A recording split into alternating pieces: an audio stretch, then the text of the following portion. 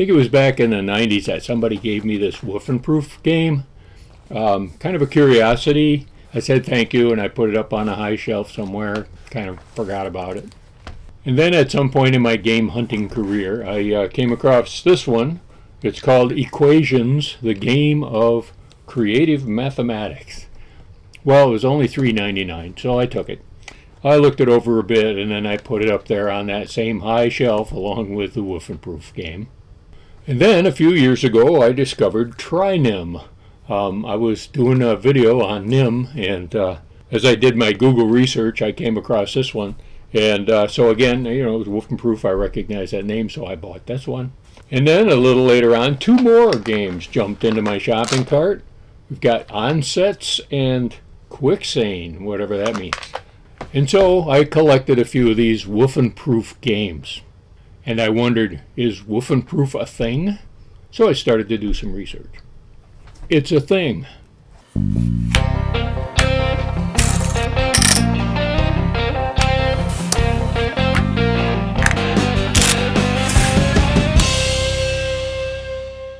Let's climb in the Wayback Machine. We'll go back to Yale University in New Haven, Connecticut, the year 1909.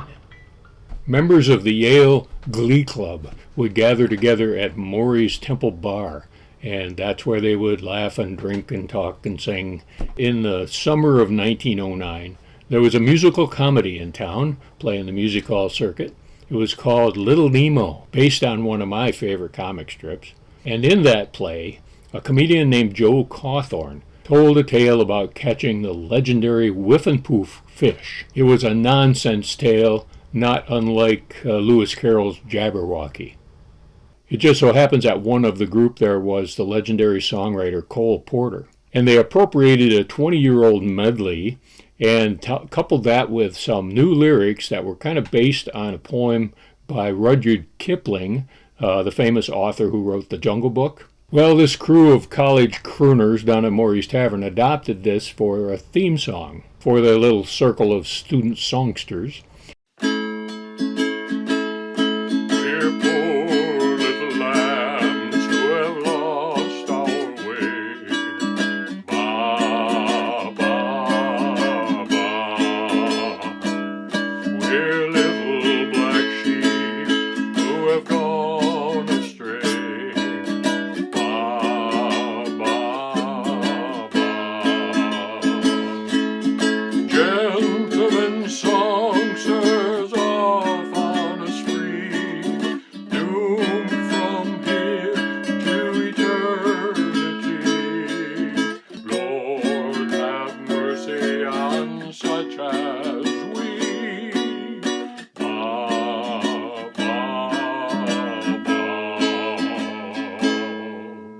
Yes, that song goes way back. So do I. That Wff-N-Proof choral group is still around today. It's the oldest such singing group in the entire country. And now, back in the Wayback Machine, we're going to move forward in time to 1961, still at Yale University, but now we're in the office of law professor Lyman E. Allen. Here's a quick little bio of Professor Allen. He was born in 1927, received his first degree from Princeton University in 1951, his master's from Harvard in 1952, and his first law degree from Yale in 1956. He served on the faculty at Yale Law School from 1958 to 1966, when he joined the faculty at the University of Michigan Law School.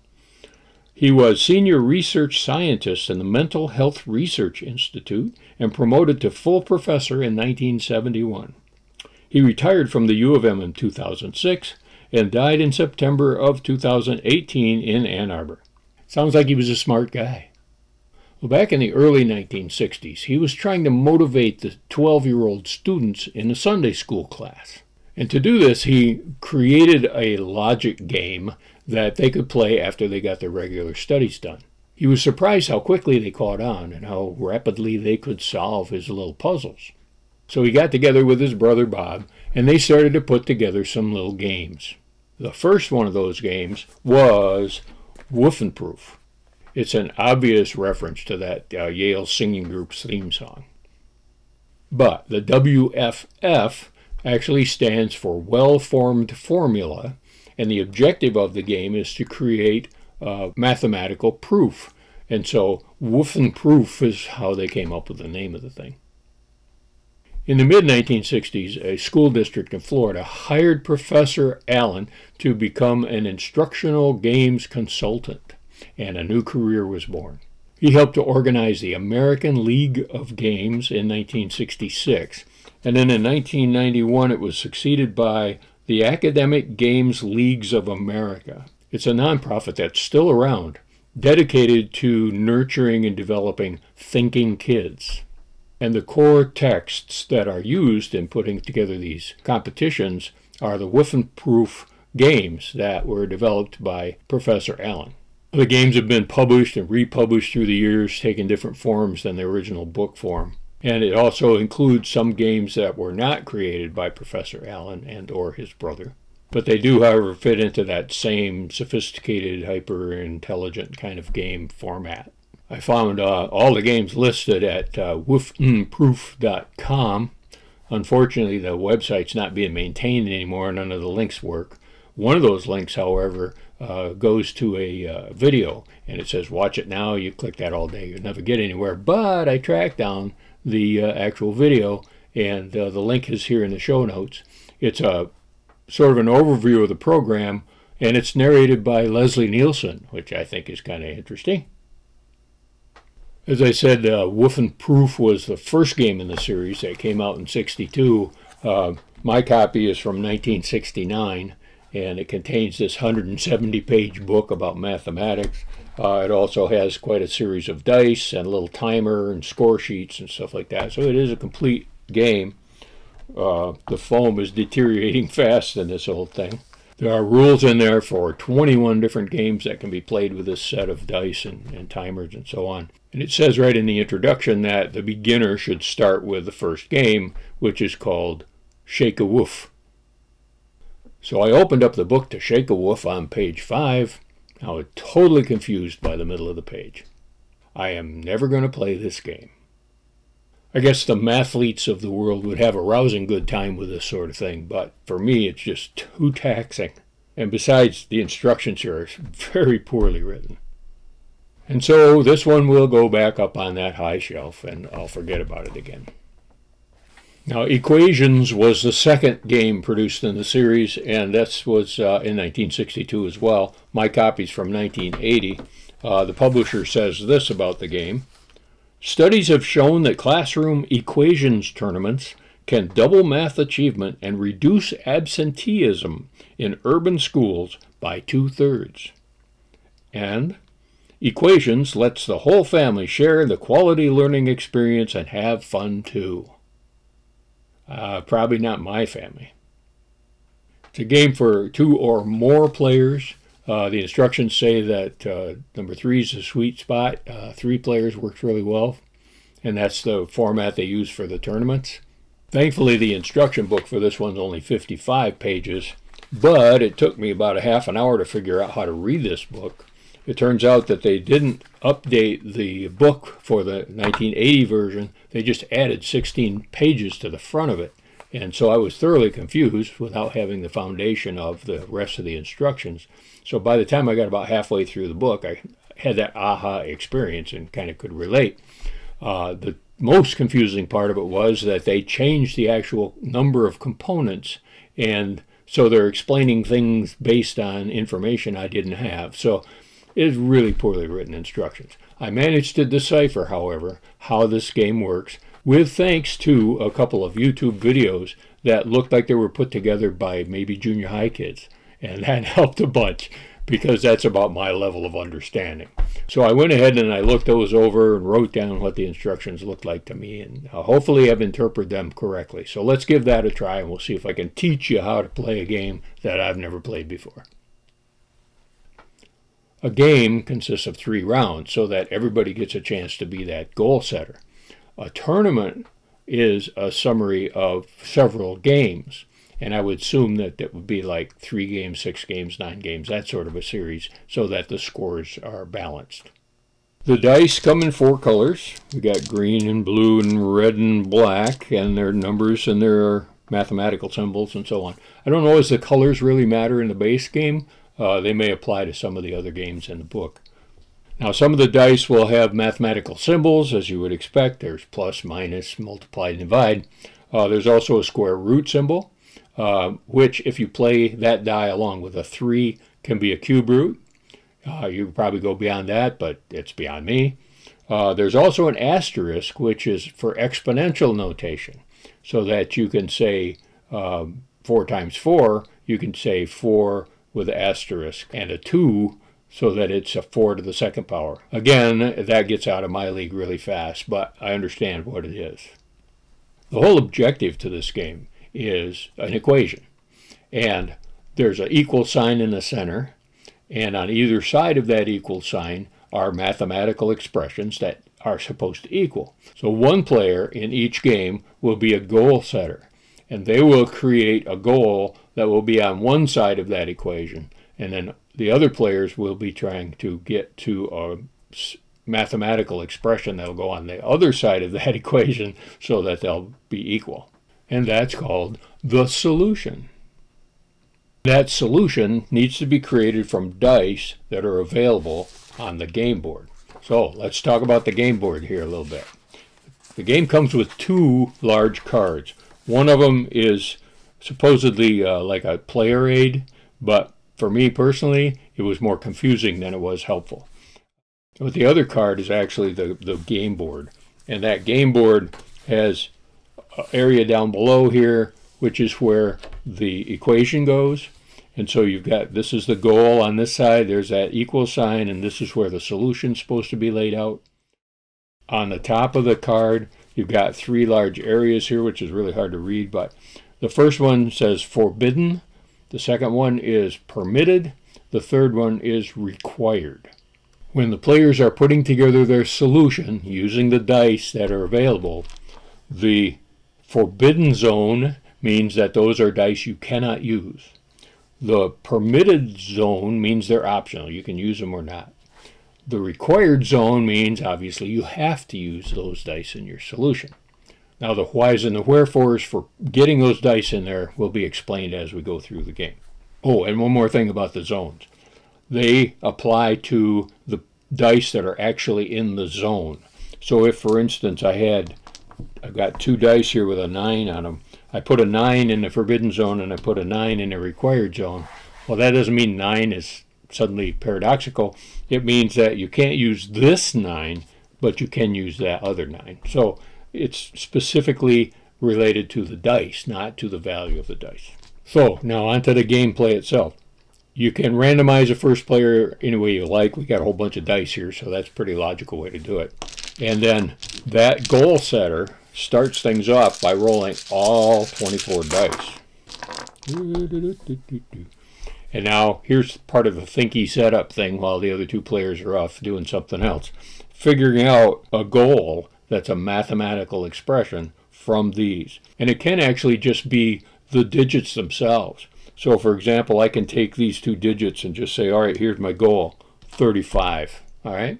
Very simple. We can arrive at that goal a lot of different ways. It could be a very complex equation all by itself, but that's our goal for right now, 35.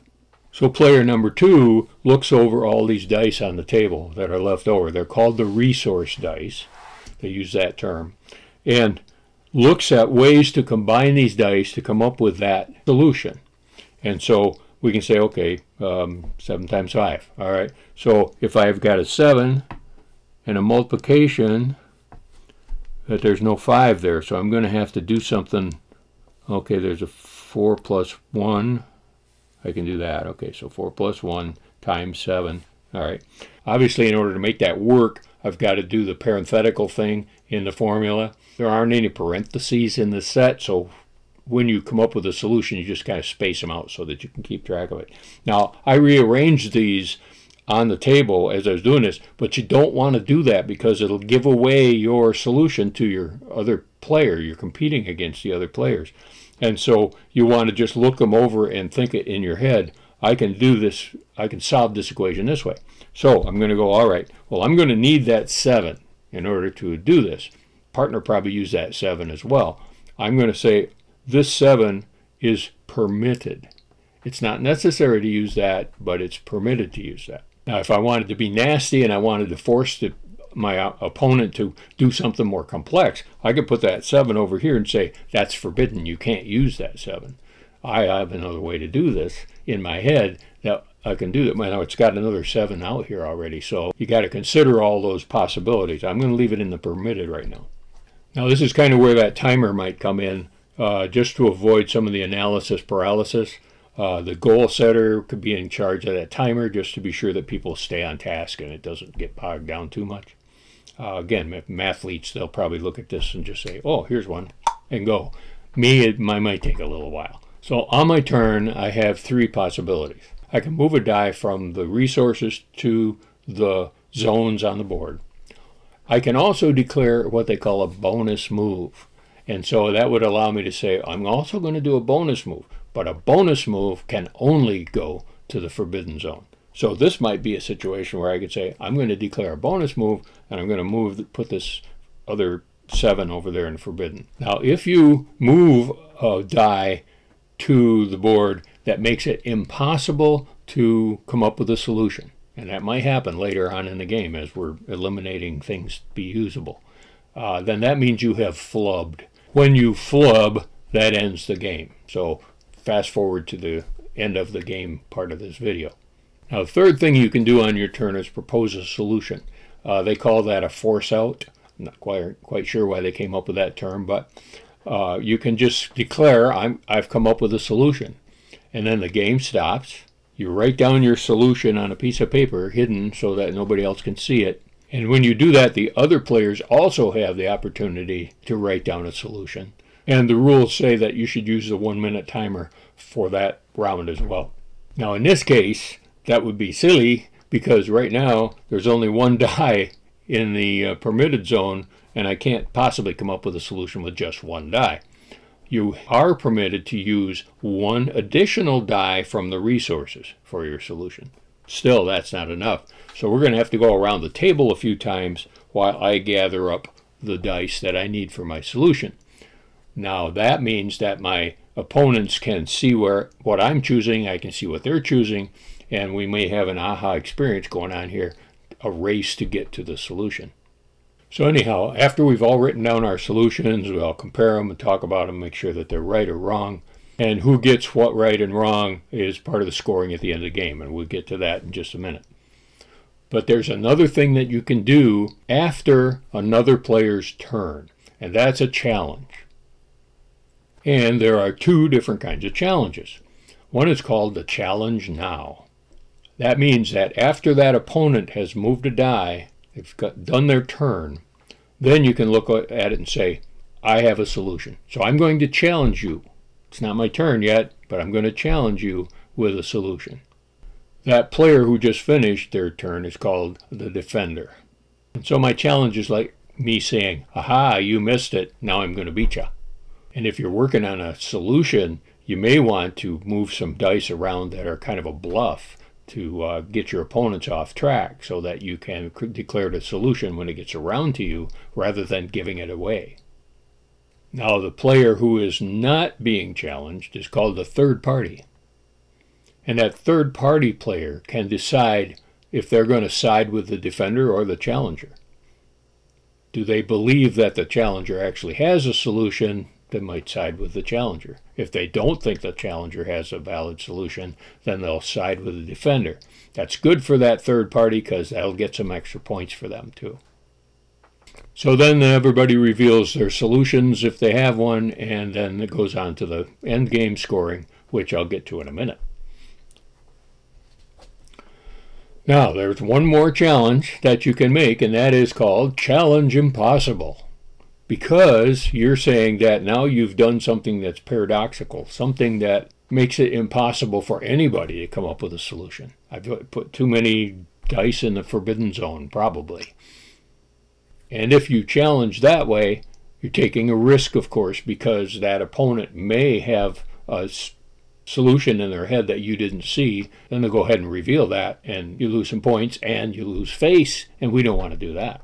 But there's one more factor here, that if you challenge somebody in a challenge impossible, they can defend their move by using all of the dice, even the ones in the reserve, all of them. They're basically saying that maybe right now it's impossible, but in future turns, we may collect the dice to make it possible. It's all in the dice, and we just haven't got that far yet. So you want to be real careful about making those kind of challenges. So the game's not over yet. All three players will get a chance to do the same thing round and around the table until we finally get to that point where somebody either declares a solution or makes it one of the two kinds of challenges. All the solutions have been revealed. We know who got it right, we know who got it wrong, and now we go to the scoring table. And that looks like this. If a force-out solution has been proven to be true, the player who declared it gets 2 points, and any other player who comes up with a true solution gets 1 point. If the force-out player screwed up, and there's actually not a solution possible at that point, they lose 1 point, and the other players get nothing. If a challenge was made, after it's been resolved, the scoring is tallied like this. The winner of the challenge, that is, the player who was right, gains 2 points. Any other player who came up with a solution during challenge gains 1 point. And the third party gains 1 point if they supported the challenger, and 2 points if they supported the defender. Any player who was incorrect gets 0 points. And finally, another game begins. And so that's really all the scoring that there is. And so once all that's resolved, you write down your points and you start another game in the series. And you just keep going until everybody's had a chance to play that goal setter at least once, probably more than once, to balance the game out. There's one other thing that can happen during the game, and the goal setter starts out by rolling all the dice as normal. And they look them all over and they say, I can't see any way to create an equation from these dice. Seems like that's going to be really rare because there's a lot of dice there and a lot of factors. But they can say, I can declare no goal. If I declare no goal, the next player gets an opportunity to look these dice over inside of 2 minutes. If they can come up with a solution and a goal, or a goal and a solution on those dice, then I lose a point because I didn't see it. Okay. If they don't see it, then the next player gets an opportunity to look for one in 2 minutes. If they don't see it, then the game's over and nobody gets any points. The next player then would become the goal setter, so it's just kind of a wash. But if they come up with a solution I didn't see, I lose a point. Again, they call that a flub. Now, I believe that I got all those rules right. It's hard to say. They seem playable. And I've watched those videos a couple of times, and there's a few procedures that are happening that I just seem to be kind of superfluous, but maybe I'm missing something. Let me know. I don't know if I would categorize this as a rousing good time, but I suppose, again, the mathletes of the world might really, really enjoy this thing. Now, Professor Allen started this series of Wff-N-Proof games and the testing that goes along with it, but he didn't do all of the games. Let me just run down the list here real quick so that you can get a little more of a feel for how these games work in the real world. Woof is a package that contains the first 2 games from the complete Woof-N-Proof package. It's definitely less intimidating, I guess. And it's endorsed by Lorne Green. Now, if it's good enough for Pa Cartwright, it's good enough for me. The Real Numbers game was designed by Professor Allen as a prelude to equations. It's basically a set of math dice, and the players compete to see how many numbers they can make out of the combination of dice. This one I might be able to handle. Onsets is a resource allocation game that teaches set theory. It was devised by Lyman Allen along with Peter Kugel of MIT and Martin Owens from the Meter Corporation. In this old advertisement here, you can see that there are 30 games in this little package. Linguistic was by Lyman's brother, Robert Allen. It's described as a multifaceted resource allocation game focused on words, grammar, and sentence structure. Be still my heart. Probability was created by the professor's brother Bob and a fellow named Charles B. Home. It's a card game dealing with probability and simple addition. Players make educated bets about the likely numbers hidden under opponents' cards. Onwards, the game of word structures is by Lyman E, Fred Goodman, Doris Humphrey, and Joan Ross, all from U of M. The description says it gives players a powerful motivation to delve deeply into the structure, meanings, and history of words, as well as spelling and its ingredients. Well, it's purple. Queries and Theories, the game of science and language, was invented by Professor Allen, along with Peter Kugel from MIT and Joan Ross from U of M. They call it the ultimate scientific code-breaking game. Sounds sort of like Mastermind. And I like Mastermind and code-breaking games, but I'm not sure how this relates to linguistics. The meditation game was created by Professor Allen, according to the catalog. It offers people of all ages a refreshing opportunity to experience a gentle mental massage. Ooh, a massage. It's a placement game, and it looks to me like it suffers very, very severely from the first player advantage. Tactical was invented by Professor Harry Ruderman, chairman of the mathematics department at Hunter College. The game was published with a pair of playing boards, cubes, and directions for 16 different games. I could only find rules for the basic game, which is kind of a nice little 3-in-a-row game. In fact, I found that a lot on the internet. Trinim was a co-creation of Professor Hervey Hicks, a mathematics professor, and his brother Bruce Hicks, an applied physicist and computer specialist. The game was invented back in the early 1940s. I do like NIM games. Someday I'll have to get a chance to play it. And then finally, Quicksane. I don't even know what that means, but it's a little solo puzzle game that uses some of the same components as the other games. It was developed by James O'Neill, a retiree from the U.S. Treasury Department. So there's more than you ever wanted to know about Wff-N-Proof games.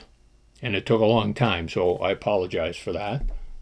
But regardless of that, it shows to you that there are always more games that you can play. So you got no excuse. Be sure to play every day.